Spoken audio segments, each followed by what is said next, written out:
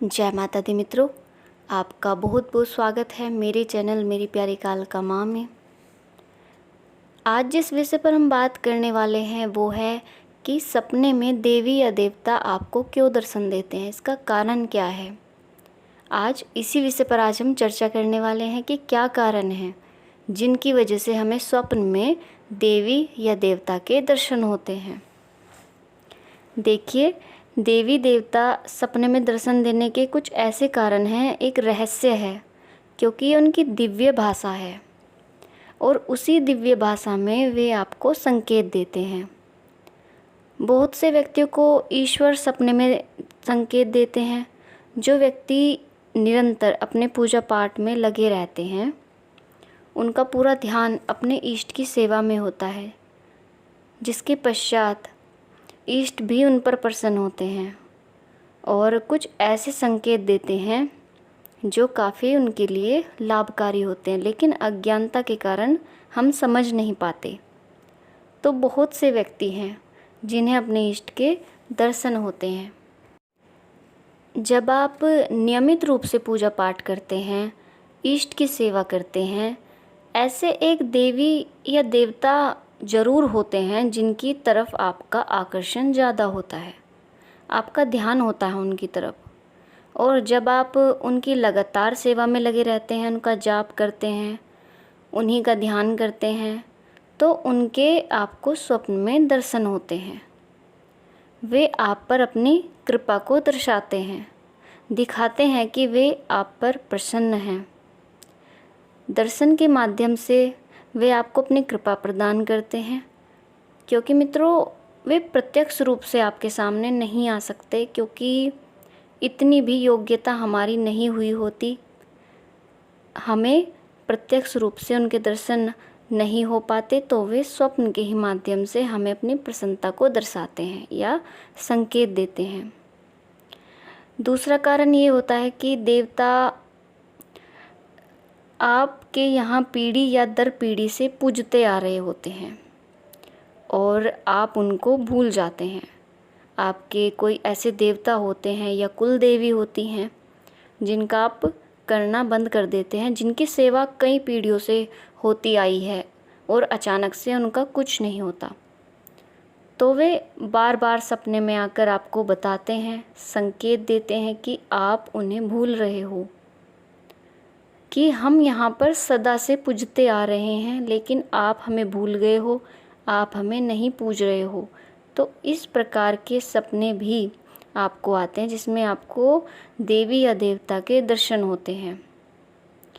और जैसे वे पूजते आ रहे थे ऐसे उन्हें नहीं पूजा गया तो भविष्य में आपको समस्याओं का सामना करना पड़ सकता है। तो इस प्रकार के वे संकेत आपको देते हैं।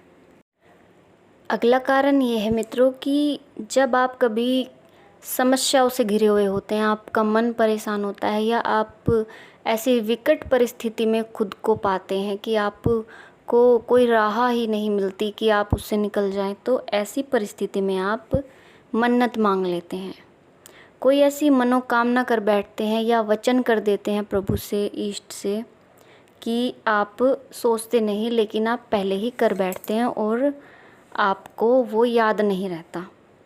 क्योंकि मित्रों वचन करने से पहले आपको बहुत ही सोचना होगा, क्योंकि वचन आप भूल सकते हैं लेकिन शक्तियाँ नहीं भूलती।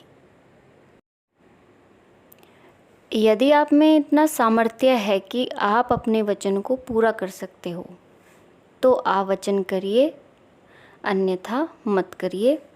यदि कार्य आपका पूरा हो जाता है तो उसके पश्चात आप अपना वचन पूरा नहीं करते, तो देवी या देवता अन्य कार्यों को आपके रोक देते हैं, उनकी कृपा आपको नहीं प्राप्त होती।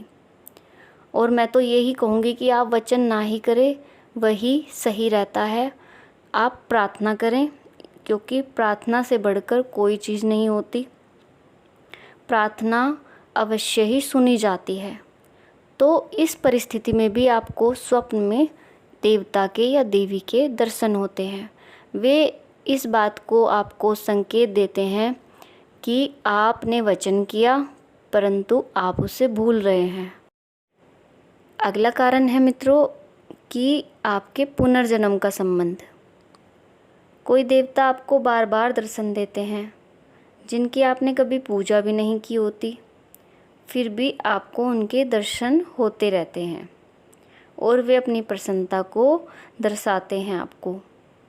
इसका अर्थ ये है मित्रों कि आपने पुनर्जन्म में कोई ऐसी सिद्धि की हुई होती है, किसी देवता को आपने इतना मनाया हुआ होता है, इतना प्रसन्न किया हुआ होता है, जिसके कारण इस जन्म में भी उनकी कृपा आप पर होती है। भगवती महामाया हैं और महामाया के प्रभाव से पुनर्जन्म का सब भूल जाते हैं। तो ये कारण भी है आपको कि आपको सपने में बार बार दर्शन होते हैं, क्योंकि ईश्वर के साथ हमारा ऐसा नाता होता है, माता भगवती के साथ हमारा ऐसा नाता होता है कि वो जन्म और जन्मांतरों तक चलता है, वे हमारा साथ कभी नहीं छोड़ते। अन्य कारण ये होते हैं कि हमसे कोई भूल हो गई हो तो सपने के माध्यम से हमें संकेत देते हैं। कोई भूल हमसे हो गई, हम कुछ भूल गए हैं तो उसे सचेत करते हैं वे स्वप्न के माध्यम से कि आपको अपनी गलती सुधार लेनी चाहिए। भाषा को समझ नहीं पाते, उनके संकेतों को हम नहीं समझ पाते, तो ऐसे में व्यक्ति अज्ञानतावश पहचान ही नहीं पाते कि हमारे इष्ट देव हमसे कहना क्या चाहते हैं। इष्ट देव की यदि हम पर कृपा है तो ज़्यादातर हमें वे स्वप्न के माध्यम से दर्शन देते हैं या साक्षात दर्शन देते हैं। तो ज़्यादातर जो हमें अपने इष्ट के दर्शन होते हैं वो स्वप्न के ही माध्यम से होते हैं। और मित्रों, हम बहुत ही भाग्यशाली हैं, क्योंकि सामान्य व्यक्ति या प्रत्येक व्यक्ति को ये सौभाग्य प्राप्त नहीं होता कि वे स्वप्न में अपने इष्ट के दर्शन करें। तो हम बहुत ही भाग्यशाली हैं।